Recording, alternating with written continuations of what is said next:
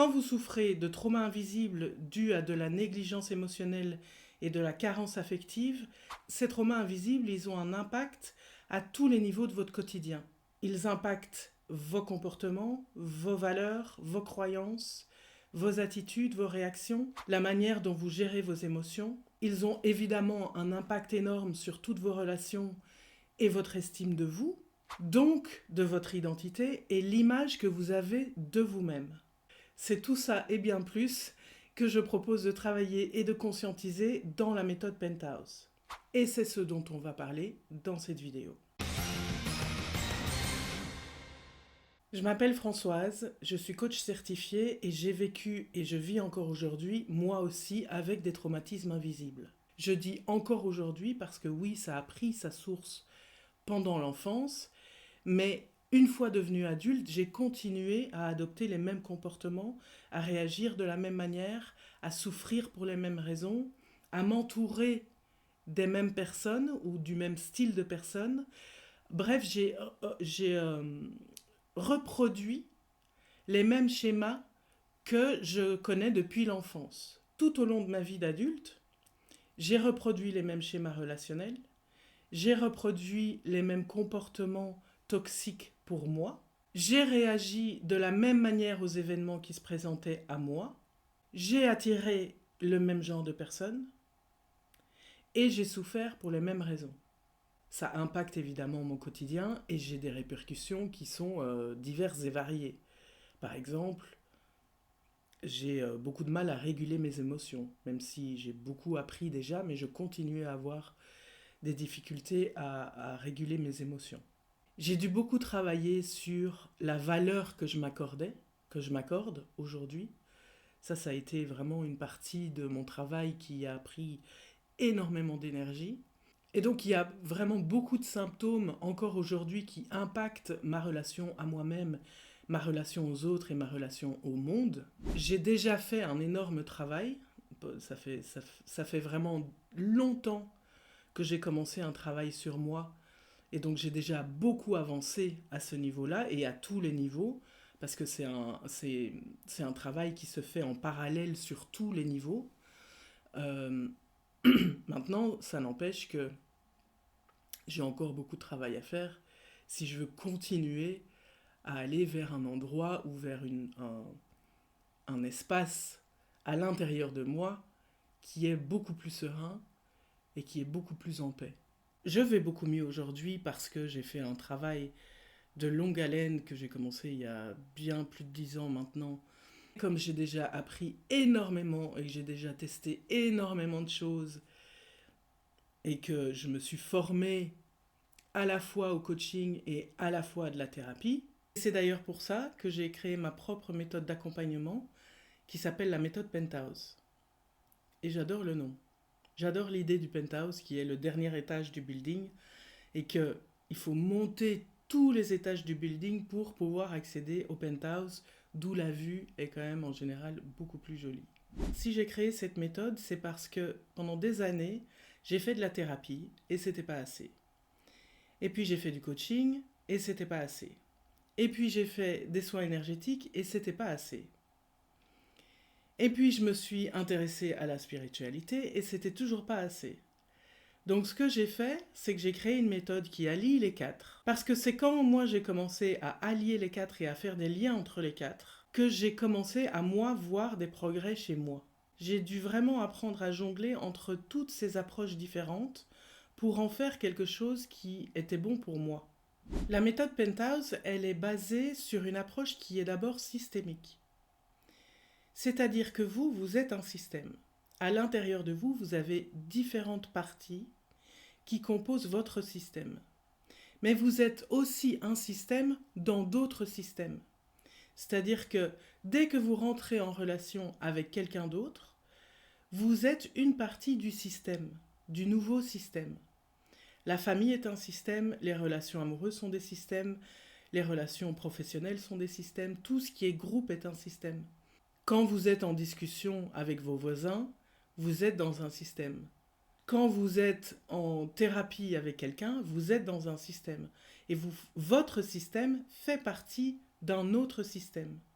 Et dans l'autre système existent d'autres systèmes, c'est-à-dire les autres personnes sont aussi des systèmes. Donc l'approche systémique, c'est partir du principe que vous êtes un système.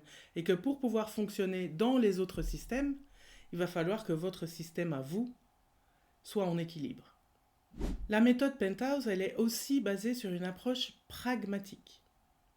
C'est-à-dire, c'est très bien de réfléchir, c'est très bien de comprendre des choses intellectuellement, c'est très bien de se poser des questions, c'est hyper bien de se remettre en question, mais si on ne change pas quelque chose dans la matière, si on ne manifeste pas une nouvelle réalité en changeant l'expérience, réfléchir, ça ne va pas mener hyper loin.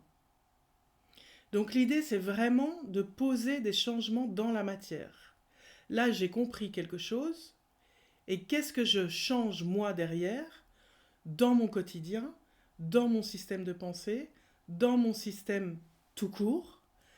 Qu'est-ce que je change pour que la réalité change? Ça s'appelle manifester.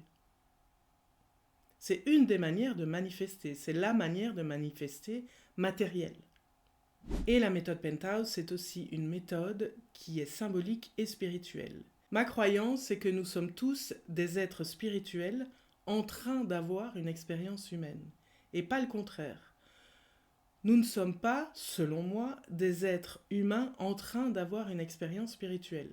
Nos âmes, elles se sont incarnées dans nos corps pour de très bonnes raisons. Elles sont là pour apprendre des leçons. Et la seule manière qu'elles ont d'apprendre des leçons, c'est de traverser des expériences. C'est d'expérimenter la matière, c'est-à-dire le fait d'avoir un corps. Quand on a un corps, on sait faire plein de choses qu'on ne sait pas faire si on n'a pas un corps. Tout ce qui est sens, et il y a beaucoup plus que 5 sens, entre parenthèses. Mais si on prend les 5 sens de base qu'on apprend tous, sans corps, on ne sait pas voir, on ne sait pas entendre, on ne sait pas goûter, on ne sait pas sentir, on ne sait pas toucher. Sans corps, on ne sait pas ressentir d'émotions. Sans corps, on ne sait pas parler. Sans corps, on ne sait pas changer de chemin. Sans corps, on ne sait pas décider de la route qu'on prend. Sans corps, on ne sait pas souffrir. Vous voyez, le corps, il permet plein de choses. Nos âmes, elles sont donc venues expérimenter des choses pour apprendre des leçons. Ça veut dire que derrière chacune de nos expériences, il y a une leçon qui se cache pour notre âme et qu'elle a besoin d'apprendre, qu'elle est même venue apprendre. Ça veut dire que derrière chaque expérience qui est douloureuse, qui est souffrante, se cachent les très bonnes raisons pour lesquelles notre âme est venue s'incarner dans notre corps à nous. Et toutes ces bonnes raisons, toutes ces leçons, on peut les découvrir en travaillant sur pourquoi ça nous fait souffrir, sur nos blessures, sur nos traumatismes, sur toutes nos expériences de vie, sur notre histoire de vie. Parce que l'idée, c'est qu'en travaillant dessus, en conscientisant pourquoi c'est là et qu'est-ce qui fait que c'est là, on peut s'en libérer, on peut s'alléger, on peut se débloquer, on peut se reprogrammer et apprendre à faire autrement, apprendre à penser autrement, apprendre à ressentir autrement, apprendre à interpréter autrement, apprendre à aimer autrement. On change les filtres à travers lesquels on regarde le monde. On change les filtres à travers lesquels on se regarde soi. On change les filtres à travers lesquels on regarde les autres. On change l'expérience. On change la réalité. Et plus on fait ça, plus on s'élève. Plus notre âme, elle s'allège de tout ce qui est lourd. Donc plus on s'élève. Et plus on s'élève, plus on monte dans les étages de notre building. Plus on s'élève, plus on se rapproche de notre penthouse. Et au penthouse, c'est l'endroit où on est serein, où on est en paix avec nous-mêmes, avec les autres, avec le monde. Si vous voulez en savoir plus sur la méthode Penthouse, n'hésitez pas à aller cliquer sur le lien que je laisse en description et en commentaire de cette vidéo.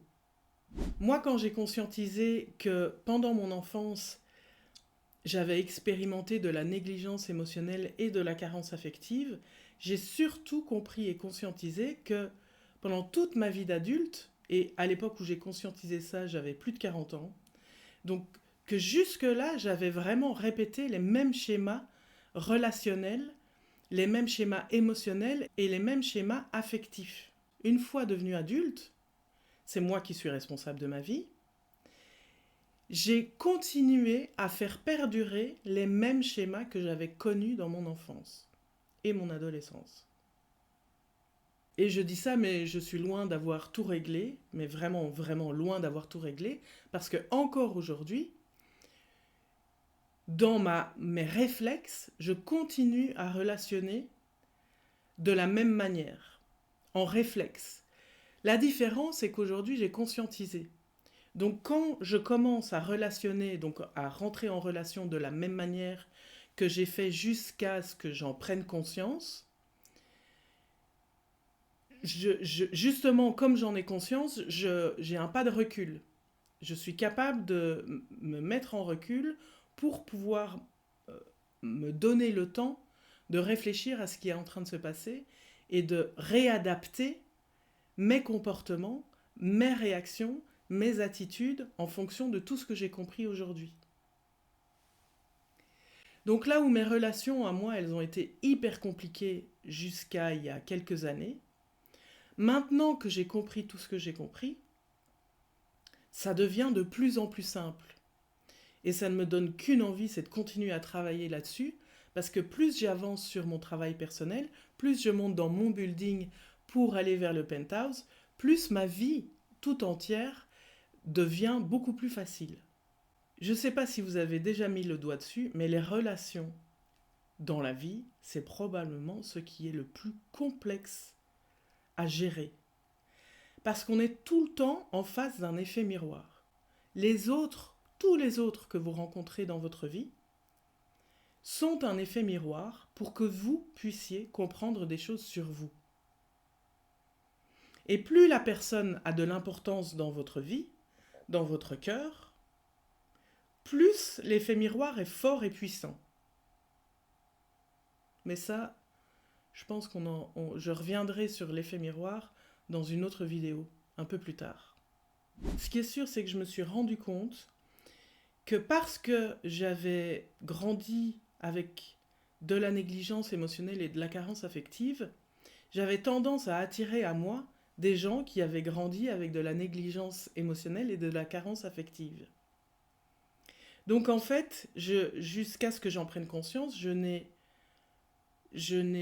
relationné qu'avec des gens qui avaient eux-mêmes leur propre traumatisme et nos traumatismes communs ou spécifiques, les deux d'ailleurs, n'ont pas arrêté de tout le temps rentrer en conflit les uns avec les autres.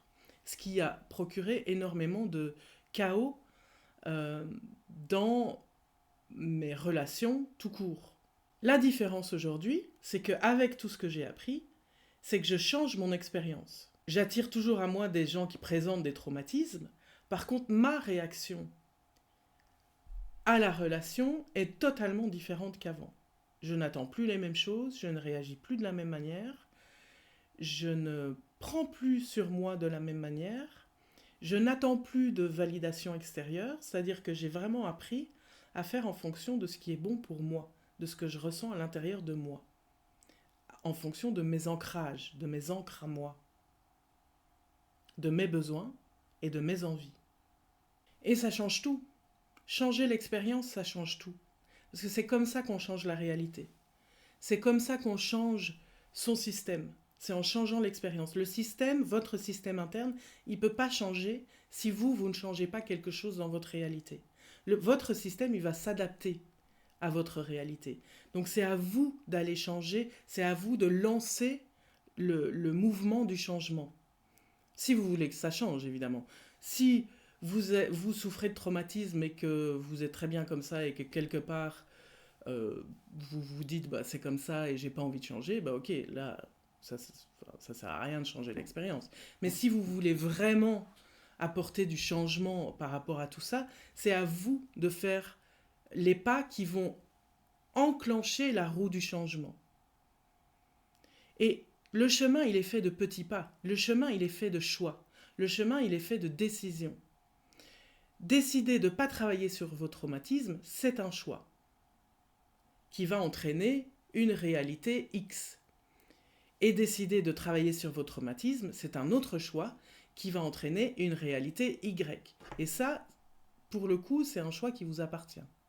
Un des systèmes qui fait partie de votre système sur lesquels il est hyper important de travailler, c'est votre système de croyances.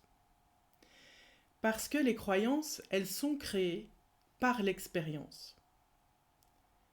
Et quand on change l'expérience, on change les croyances. Pour vous donner un exemple concret et très simple à comprendre, parce que je ne vais pas commencer à donner un exemple sur les traumatismes maintenant, mais pour donner un exemple qui est concret par rapport aux croyances, prenez l'exemple de quelqu'un, d'une personne qui s'est fait mordre par un chien. L'expérience, c'est la morsure du chien, et suite à cette expérience, la personne va développer toute une série de croyances. Donc notamment, j'ai peur des chiens. Les chiens sont dangereux. Si je m'approche d'un chien, je vais être mordu. Vous voyez, il peut y avoir toute une série de croyances qui sont produites par l'expérience de base. Et le fait d'avoir ces croyances va changer ses comportements. Donc, cette personne a peur des chiens parce que les chiens sont dangereux, ça c'est sa croyance. Du coup, quand elle se balade dans la rue et qu'elle croise un chien sur le même trottoir, elle va changer de trottoir. Ça, c'est son comportement. Donc, sa croyance a un impact sur son comportement. Sa croyance va aussi avoir un impact sur ses pensées. Donc elle est en train de se balader dans la rue, tranquillement, paisiblement, et au loin elle voit un chien qui s'approche, même s'il est avec son maître, même s'il est en laisse, même s'il est très gentil, ses pensées vont changer. C'est-à-dire, ah, méfie-toi, j'ai peur, attention, tu vas peut-être être mordu, change de trottoir, est-ce qu'il y a des voitures, Vous voyez, il y a tout un système de pensée qui est changé à travers les croyances, les comportements, et tout ça est imbriqué les uns dans les autres. Tous les mini-systèmes, donc le système de croyance, le système de comportement, le système de pensée, tout ça est imbriqué, avec une expérience de base qui est la morsure du chien. Et cette morsure, cette expérience, elle peut très bien avoir eu lieu il y a 20 ans, il y a 30 ans, il y a 40 ans.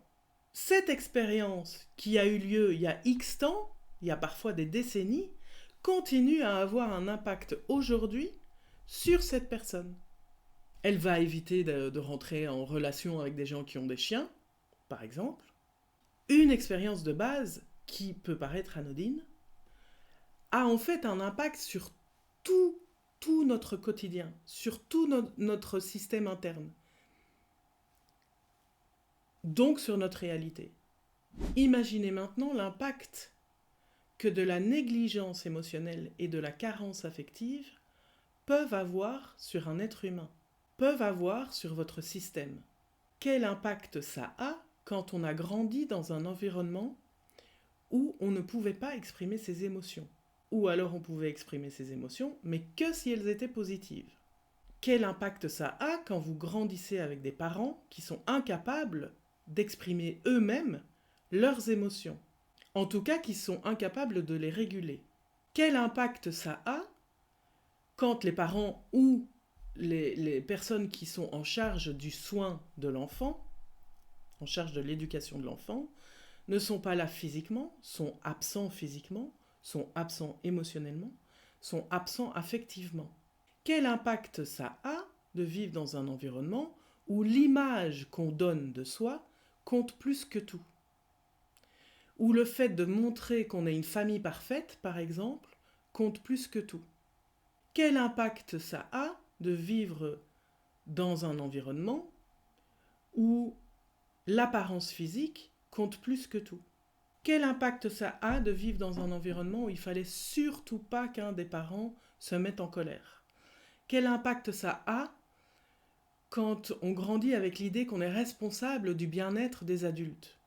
Il ne faut pas que maman soit triste, il ne faut pas que papa se mette en colère, il ne faut pas que mon frère ou ma sœur ait peur. Quel impact ça a quand on grandit dans un environnement où, si on n'est pas d'accord avec ce que les adultes disent, on est mis de côté? Quel impact ça a quand on grandit dans un environnement où il y a des addictions? Quel impact ça a quand on grandit dans un environnement où il y a des addictions, où il y a un manque de considération, où il y a un manque d'attention? Parfois, le traumatisme, c'est le fait d'avoir l'impression de ne pas être considéré en tant que tel, en tant que personne, de ne pas être vu, de ne pas être entendu. C'est le fait d'être invisibilisé, le fait d'être silencié. Parce que dans ces cas-là, on n'est pas considéré comme une personne à part entière. On n'est pas considéré tout court. Ça donne l'impression qu'on n'a pas de place, qu'on n'a pas d'espace, qu'on n'est pas censé être là. Et donc il faut qu'on s'adapte. Il faut qu'on s'adapte aux autres. Tout ce que je viens de décrire, ça peut être des exemples de négligence émotionnelle et de carence affective. Si on prend l'exemple d'un enfant qui a grandi avec des parents qui n'étaient pas capables de reconnaître les besoins de l'enfant, quel impact ça va avoir sur ses croyances, ses comportements, ses attitudes, ses émotions, ses relations, ses réactions, sa vision du monde, ses pensées, sa valeur de soi, son estime de soi, sa confiance en soi? Quel impact ça va avoir sur son système? Quel impact ça va avoir sur sa relation au monde, sur ses relations avec les autres? Votre système, c'est le résultat de toutes les expériences de vie que vous avez eues jusqu'ici.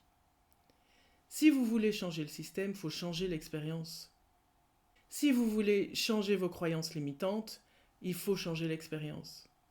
Si vous voulez changer votre réalité, il faut changer l'expérience. Si vous voulez changer votre état d'esprit, votre mindset, votre vision du monde, il faut changer l'expérience. Si vous voulez changer vos comportements, vos attitudes, en tout cas ce qui est sûr, c'est que y réfléchir et y passer des décennies à y réfléchir, c'est pas ça qui va vous faire avancer. Ce qui va vous faire avancer, c'est changer et faire des choix différents dans la matière, dans l'expérience. Et c'est comme ça que vous allez monter les étages de votre building, pour aller vers votre penthouse, pour essayer d'atteindre votre penthouse, qui est, comme je le rappelle, le dernier étage d'un building. Et le dernier étage, en général, la vue est beaucoup plus belle, beaucoup plus dégagée, beaucoup plus claire. Parfois même, le dernier étage d'un building, il se trouve au-dessus des nuages, quand c'est un très haut building. Quand vous montez les étages de votre building, vous rééquilibrez tous vos systèmes. Et parfois, il faut redescendre de quelques étages et puis pouvoir remonter, parce qu'on n'avait pas fait les bons choix. Et les choix, ça se change en fait. L'expérience, l'expérience, elle est malléable. Votre expérience, elle est malléable. Votre réalité, elle est malléable. Elle n'est pas figée. Avec la méthode Penthouse, je me focalise sur l'impact que vos traumatismes ont sur vous en tant que système, mais aussi sur vous en tant que partie d'un système. Puisque dès que vous entrez en relation avec quelqu'un, peu importe la relation, votre système devient une partie d'un autre système. Et l'autre est un système qui fait partie d'un autre système. La relation étant le nouveau système. Donc dans la méthode Penthouse, non seulement on travaille sur votre système à vous, on travaille à rééquilibrer votre système à vous en fonction de vos besoins,